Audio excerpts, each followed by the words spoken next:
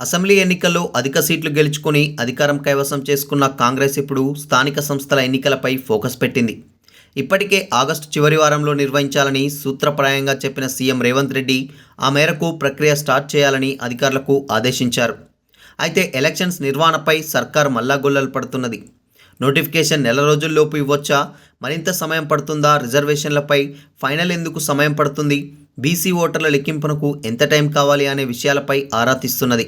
పంచాయతీ ఎన్నికల నోటిఫికేషన్ ఎప్పుడు విడుదల చేయాలనే దానిపై అధికార వర్గాల్లో జోరుగా చర్చ జరుగుతున్నది.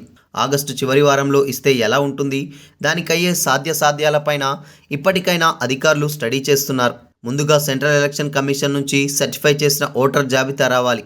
అందుకోసం ప్రభుత్వం ఈసీకి ఇప్పటికే దరఖాస్తు చేసింది. ఆ లిస్టు వచ్చిన వెంటనే స్టేట్ ఎన్నికల సంఘం గ్రామాలు, వార్డుల వారీగా జాబితా విభజన చేయాల్సి ఉంటుంది. దాని ఆధారంగా అధికారులు ప్రతి వార్డులోనూ పర్యటించి ఇంటింటికి వెళ్ళి బీసీ జనాభా సర్వే చేయాలి. దాని ఆధారంగా బీసీలకు ఎంత శాతం రిజర్వేషన్లు ఇవ్వాలో బీసీ కమిషన్ సిఫారసు చేయాల్సి ఉన్నది.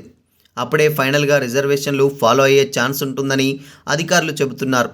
ఈ ప్రాసెస్ పూర్తికి నెల రోజులు పడుతుందా అనే క్వశ్చన్ ఇప్పుడు వారిలో గుబులు పుట్టిస్తుంది.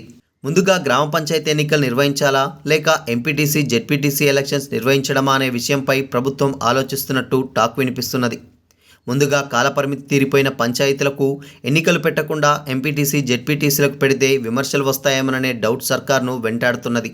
అయితే ఏ ఎన్నికలు జరగాలన్నా ముందుగా బీసీ జనాభా ఫైనల్ చేయాల్సి ఉంటుంది. ఒకవేళ వెంటనే ఎన్నికలు నిర్వహించాలంటే పాత రిజర్వేషన్ల ఆధారంగా నోటిఫికేషన్ ఇవ్వచ్చు. కానీ బీసీ రిజర్వేషన్లు పెంచకుండా ఎన్నికలు నిర్వహిస్తే ఎన్నికల హామీని అమలు చేయడం లేదని విమర్శ వచ్చే అవకాశం ఉంటుందని ఓ మంత్రి అభిప్రాయపడ్డారు.